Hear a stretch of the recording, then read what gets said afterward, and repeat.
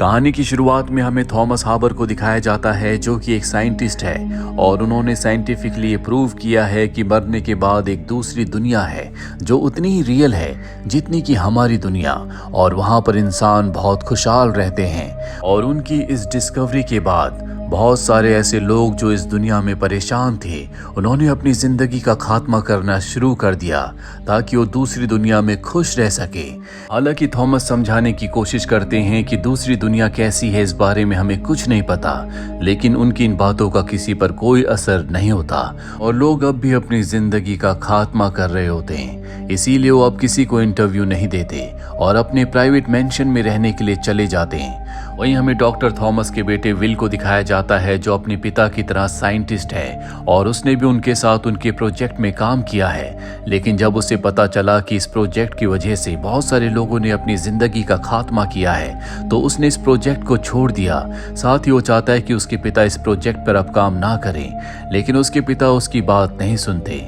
इसीलिए वो अपने पिता से अलग हो गया।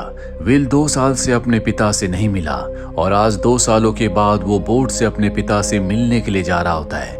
बोट में उसे एक लड़की मिलती है जिसका नाम इसला होता है। इसला को देखकर विल कहता है कि शायद मैं तुमसे पहले मिल चुका हूँ। ये दोनों एक दूसरे से बातें करना शुरू कर देते हैं। तभी इनका आइलैंड आ जाता है जहाँ पर ये दोनों एक दूसरे से अलग हो जाते हैं। इसके बाद विल का भाई उसे लेने के लिए आता है और उसे अपने पिता के मेंशन में ले जाता है, जहां पर बहुत सारे ऐसे लोग भी होते हैं जो अपनी जिंदगी से परेशान होते हैं। दरअसल विल के पिता ने यहाँ पर उन लोगों के लिए एक फैसिलिटी बनाई है ताकि वो यहाँ पर रहकर खुश रह सकें और अपनी जिंदगी का खात्मा ना करें। विल अपने पिता से मिलने के लिए जाता है, जहाँ पर एक बार फिर से इन दोनों के बीच में आर्ग्यूमेंट्स होना शुरू हो जाते हैं, क्योंकि विल चाहता है कि उसके पिता इस प्रोजेक्ट को बंद कर दें, पर वो उसकी बात नहीं मानना चाहते। विल घर से बाहर आ जाता है और तभी वो देखता है कि समंदर में एक लड़की अपनी जिंदगी का खात्मा करने के लिए लगातार आगे बढ़ रही है। विल भागकर जाता है और उसे बचा लेता है। वो देखता है कि ये वही लड़की है जिसका नाम इसला है, जो उसे बोट पर मिली थी। विल इसला को अपने मेंशन में ले आता है, जहां पर वो उसके पिता से मिलती है। उसके पिता डॉक्टर थॉमस उससे बहुत सारे सवाल पूछते हैं और उसे अपने मेंशन में रहने के लिए कहते हैं, जिस तरह से और दूसरे लोग रहते हैं। थॉमस अगले दिन अपने पूरे स्टाफ को, सभी लोगों को यहाँ पर अपने सामने बुलाते हैं और बताते हैं कि मैंने एक नई डिस्कवरी की है, जिससे हम मरने वाले इंसान की ब्रेन की फ्रीक्वेंसी से पता लगा सकते हैं कि मरने के बाद उसका ब्रेन कौन सी दूसरी दुनिया में जाता है, यानी कि मरने के बाद जो आफ्टर लाइफ है वो कैसी होगी। लेकिन उस दुनिया को देखने के लिए इन्हें एक डेड बॉडी की जरूरत है। हालांकि विल उनका साथ नहीं देना चाहता, लेकिन उसे अपने भाई और इसला के साथ मिलकर हॉस्पिटल से एक डेड बॉडी को चोरी करना पड़ता है, जिसे वो अपने मेंशन में ले आता है। अगले दिन उसके पिता थॉमस उस बॉडी के ऊपर अपने एक्सपेरिमेंट करना शुरू करते हैं। वो उस डेड बॉडी के ब्रेन के साथ अपने बहुत सारे सेंसर को, इक्विपमेंट्स को अटैच कर देते हैं ताकि उन्हें पता चल सके कि मरने के बाद इस डेड बॉडी का जो ब्रेन है वो कौन सी दूसरी दुनिया में गया। लेकिन मॉनिटर पर कुछ भी शो नहीं होता। दरअसल इसका दिमाग जो भी दूसरी दुनिया में फील कर रहा होगा, जो भी वो जिंदगी जी रहा होगा, वो सब कुछ मॉनिटर पर आएगा। लेकिन जब मॉनिटर पर कुछ नहीं आता तो सब के सब डिसअपॉइंट हो जाते हैं और जब सब अपने अपने कमरों में चले जाते हैं तो विल उस कमरे में आता है जहां पर डेड बॉडी होती है। उसने जानबूझकर एक वायर को डिस्कनेक्ट कर दिया था। दरअसल वो नहीं चाहता था कि उसके पिता की ये डिस्कवरी कामयाब हो, क्योंकि उसके और उसके पिता की वजह से बहुत सारे लोगों ने अपनी जिंदगी का खात्मा किया था और उसका गिल्ट आज तक उसके दिल में है। और विल देखता है कि इस डेड बॉडी का जो ब्रेन है, यानी कि मरने के बाद इस इंसान की एनर्जी ने एक दूसरी जगह ट्रेवल किया था। ये एक हॉस्पिटल होता है जहां पर इस वक्त इस आदमी की कॉन्शियसनेस है। वो आदमी एक हॉस्पिटल के कमरे में जाता है जहां पर वो एक ओल्ड लेडी से बात कर रहा होता है। तभी वहां पर एक दूसरी लेडी आती है और उसे वहां से जाने के लिए कहती है। विल ने सब कुछ मॉनिटर पर देखा है, वो इस बारे में इन्वेस्टिगेट करना चाहता है, इसीलिए हॉस्पिटल के बारे में वो इंटरनेट पर सर्च करता है और जल्दी वो उस हॉस्पिटल में पहुंच जाता है। जहां पहुंचकर वो देखता है कि जो विजुअल्स उसने मॉनिटर पर देखे थे, हॉस्पिटल उससे पूरी तरह से अलग है।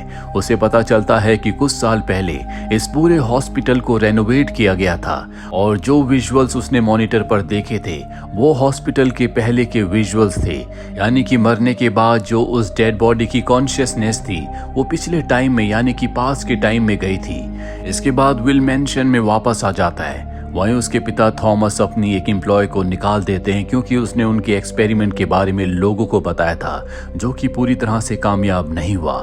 वहीं विल को दिखाया जाता है जो इसला के साथ है। ये दोनों अब अच्छे दोस्त बन चुके हैं। वो इसला को वो विजुअल्स दिखाता है जो उस मरे हुए इंसान के थे।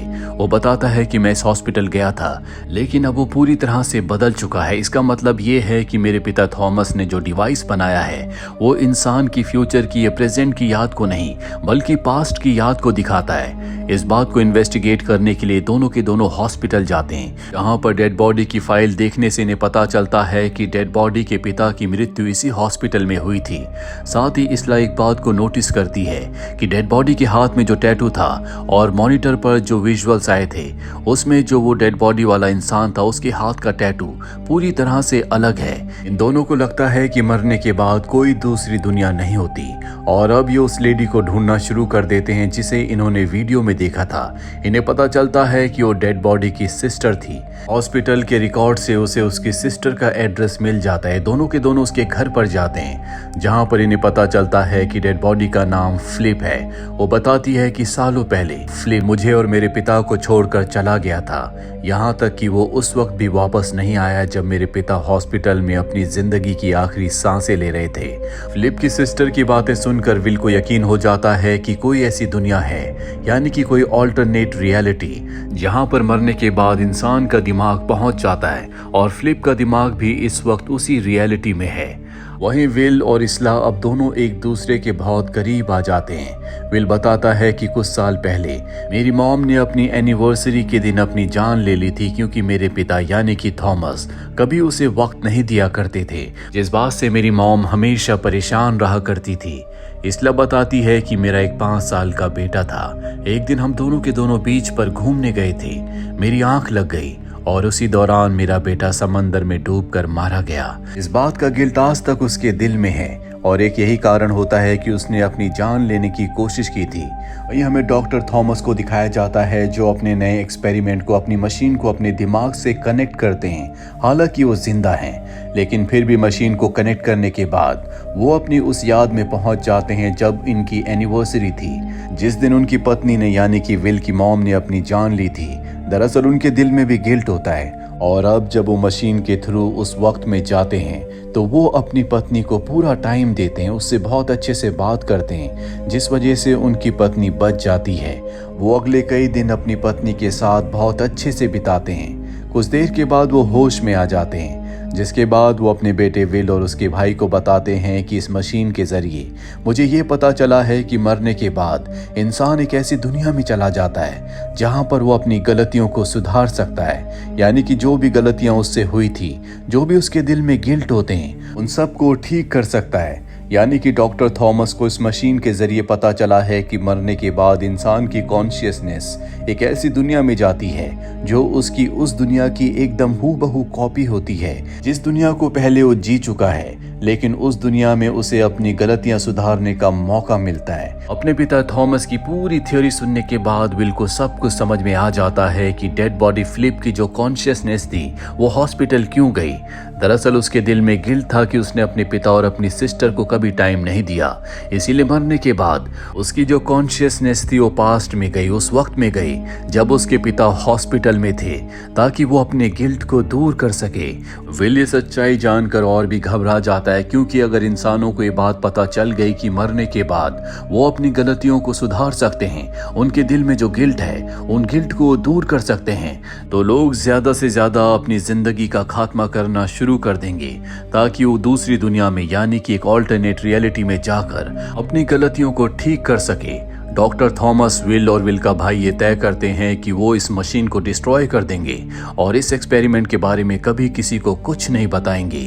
अब वो अपने सारे एम्प्लॉयज को बुलाते हैं, जहां पर वो ये अनाउंस करने वाले होते हैं कि हमने इस प्रोजेक्ट को बंद कर दिया है। तभी वहां पर वो लड़की आ जाती है जिसे डॉक्टर थॉमस ने काम से निकाल दिया था, क्योंकि वो उनके एक्सपेरिमेंट के बारे में बाहर के लोगों को बता रही थी। इसका नाम लेजी होता है। लेजी के हाथ में गन होती है, जिससे वो इसला को शूट कर देती है और कहती है कि मैं उसे मार नहीं रही बल्कि उसे रिलोकेट कर रही हूँ। इसला के मरने के बाद विल बहुत ज्यादा परेशान हो जाता है। वो तय करता है कि वो अपने आप को मशीन से अटैच करके इसला से मिलने के लिए ऑल्टरनेट रियलिटी में जाएगा, और जब वो ऐसा करता है तो वो उस पल में नहीं पहुंचता जहां पर इसला को गोली मारी गई थी, बल्कि वो उस पल में पहुंचता है जहां पर वो पहली बार बोट में इसला से मिला था। वो ये देखकर हैरान होता है क्योंकि उसे इस पल में नहीं होना चाहिए था। वो इसला के पास जाता और पूछता है कि मैं यहाँ पर कैसे आया, मुझे तो उस पल में होना चाहिए था जहां पर तुम्हें गोली लगी थी ताकि मैं तुम्हें बचा सकूं। इसला कहती है कि ये तुम्हारी यादों का एक हिस्सा है, ये पूरी की पूरी दुनिया तुम्हारे दिमाग से बनी है, इसीलिए तुम इसे कंट्रोल करते हो। तुम एक तरह के लूप में फंस चुके हो, बार बार तुम इन्हीं पलों को जीते हो। विल कहता है कि मैं कुछ समझा नहीं, और अब इसला उसे बताती है कि रियल लाइफ में जब हम दोनों के दोनों जिंदा थे तो हम पहली बार इसी बोट पर मिले थे, जब तुम अपने पिता से 2 सालों के बाद मिलने के लिए घर जा रहे थे। हम दोनों ने इसी बोट में एक दूसरे से बहुत सारी बातें की, लेकिन जब आइलैंड आया तो मैं आइलैंड पर उतर गई, पर तुम नहीं उतरे क्योंकि तुमने अपने पिता से मिलने वाले फैसले को बदल दिया था, इसीलिए तुम बोट से वापस अपने घर लौट गए। पर मेरे दिल में मेरे 5 साल के बेटे की मौत का गिल्ट था, इसीलिए मैंने अपनी जिंदगी का खात्मा कर लिया। अगले दिन जब तुमने अपने घर पर मेरी मौत की खबर पढ़ी तो तुम्हें बहुत पछतावा हुआ। तुम्हें लगा कि अगर तुम वापस नहीं लौटते और आइलैंड पर उतर जाते तो तुम मुझे बचा सकते थे, जो तुम नहीं कर पाए। इस वजह से तुम बहुत ज्यादा परेशान होने लगे, तुम डिप्रेशन में आ गए और तुमने भी अपनी जिंदगी का खात्मा कर लिया ताकि मरने के बाद ऑल्टरनेट रियलिटी में तुम मुझे बचा सको। तुमने कई बार कोशिश की लेकिन तुम मुझे बचा नहीं पाए, और जैसे ही तुम अपने अटेम्प्ट में फेल होते, लूप एक बार फिर से शुरू हो जाता। तुम मुझे फिर बचाने की कोशिश करते और फिर नाकामयाब हो जाते, और जब भी तुम्हारा लूप खत्म होता तो तुम्हें पिछले लूप की कोई याद नहीं रहती। लेकिन जब पिछली बार तुमने मुझे बचाने की कोशिश की तो तुमने मुझे बचा लिया। विल उसकी बातों पर विश्वास नहीं करता। वो कहता है कि तुम्हें लेजी ने गोली मारी थी। वो कहती है कि याद करो, लेजी ने मुझे गोली मारने से पहले क्या कहा था। उसने कहा था कि मैं इसे मार नहीं रही बल्कि रिलोकेट कर रही हूँ, क्योंकि वो मेरे कॉन्शियस ब्रेन की जो फ्रीक्वेंसी थी उन्हें जगाने की कोशिश कर रही थी, जिससे मुझे पता चल सके कि मैं बच गई हूँ और मैं अगली रियलिटी में जा सकूँ। इसका मतलब ये है कि एक रियलिटी में जाने के बाद, अपने काम पूरे करने के बाद, जो ब्रेन है वो एक दूसरी रियलिटी में चला जाता है। वो कहती है कि तुम्हारा लूप खत्म हो चुका है, तुमने अपने टास्क को पूरा किया, तुमने मेरी जान बचाई। यानी कि अब तक हमने जितनी भी कहानी को देखा वो विल की आफ्टर लाइफ थी। मरने के बाद उसकी आत्मा ने, यानी कि उसके दिमाग ने इस तरह की जिंदगी को जिया था जहां पर उसने इसला की जान बचाई। साथ ही उसके पिता ने अपनी एनिवर्सरी के दिन जाकर अपनी पत्नी की जान बचाई, क्योंकि विल हमेशा से चाहता था कि उसके पिता की वजह से उसकी जो मॉम की मृत्यु हुई है वो कभी नहीं होनी चाहिए थी। इसीलिए आफ्टर लाइफ में जाकर उसने इस काम को भी पूरा किया, और अब क्योंकि उसने इस पूरे लूप को कंप्लीट कर लिया है, इसका मतलब है कि ये लूप अब दोबारा शुरू नहीं होगा। इसके बाद उसकी आंख खुलती है और वो अपने आप को समंदर के किनारे पाता है। दरअसल ये उसकी एक और ऑल्टरनेट रियलिटी है, जहाँ पर वो देखता है कि एक छोटा बच्चा समंदर के किनारे खेल रहा है और अगले पल वो डूबने वाला होता है, लेकिन विल उसकी जान बचा लेता है। तभी उसकी मॉम इसला वहाँ पर आती है। दरअसल ये इसला का बेटा होता है जिसकी मृत्यु हो गई थी, लेकिन अब उसकी जान विल ने बचा ली है। लेकिन ये एक दूसरी रियलिटी है, इसीलिए इसला उसे नहीं पहचानती, ना ही विल उसे पहचानता है। लेकिन विल को लगता है कि वो इसला से पहले कभी मिल चुका है, ठीक उसी तरह से जिस तरह से जब उसने पहली बार इसला को देखा था तो उसे ऐसा लगा था कि वो इसला से पहले कभी मिल चुका है या पहले उसने उसे कहीं देखा है। इसका मतलब ये है कि हो सकता है कि उस रियलिटी से पहले भी वो अपनी किसी दूसरी रियलिटी में इसला से मिला हो। दरअसल इस कहानी में बताने की कोशिश गई है कि मरने के बाद, मरने से पहले बहुत सारी ऐसी दुनियाएं होती हैं जो दुनिया हमें उतनी असली लगती है जितनी असली ये दुनिया है। हो सकता है कि हमारी ये जो असली दुनिया है, जो हमें असली लगती है, ये भी कोई रियलिटी हो और हमारा अस्तित्व कहीं और ही हो, जहां हमारा अस्तित्व पूरी तरह से अलग हो और उन दूसरी रियलिटीज में भी हम इन्हीं लोगों के आसपास रहते हों जो इस वक्त हमारे आसपास हैं, लेकिन हमारे रिश्ते, हमारी सिचुएशंस वहां पर अलग हो सकती हैं। आपको इस बारे में क्या लगता है, कमेंट बॉक्स में जरूर लिखें। उम्मीद करते हैं कि ये कहानी आपको पसंद आई होगी।